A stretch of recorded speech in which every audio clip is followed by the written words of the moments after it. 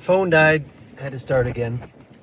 But it's terrifying for us to let go of our idea of who we think we are. Where this becomes much more complex is that your concept of who you are, your concept of self, becomes tethered to your body. It becomes tethered to your limbic system, which is like your survival system. It's like the survival system of your nervous system. So not only do you have a concept of self that fights for survival in your mind, your concept of self is tethered to your body. So things that threaten your ego, things that threaten your politics, things that threaten your religion, things that threaten the ideas that you have decided represent who you are, have the capacity to trigger anxiety, to trigger panic, to trigger all of the emotions we feel, because our body will feel threatened by something that threatens our ego. So the reason why it's terrifying, the reason why it's overwhelming to question yourself, to go into baptism, true baptism, to go into the darkness, to go through a rite of passage, any sort of profound healing or transformational experience, the reason why it's so terrifying is because your ego, your concept of self, is tethered to the idea of survival.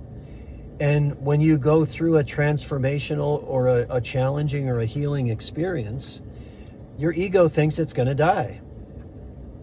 It's not that you're literally dying, it's that your ego thinks it's going to die.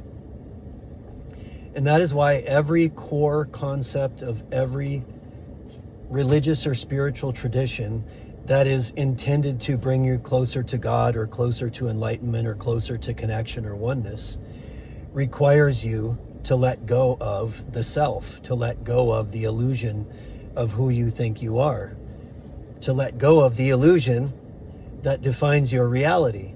And it's terrifying because your entire body has become tethered to that idea.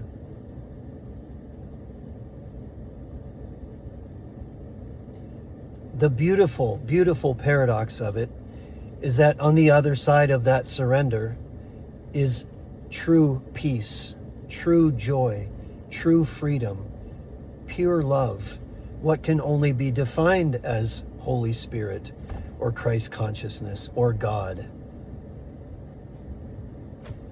Name your thing, samadhi.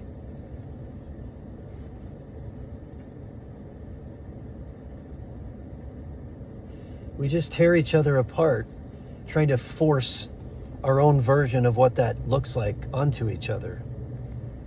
That the only way to God is X, Y, Z.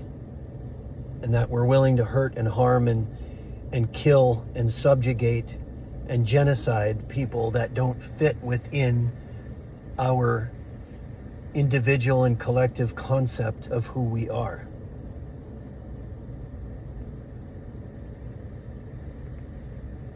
I'll leave it at that.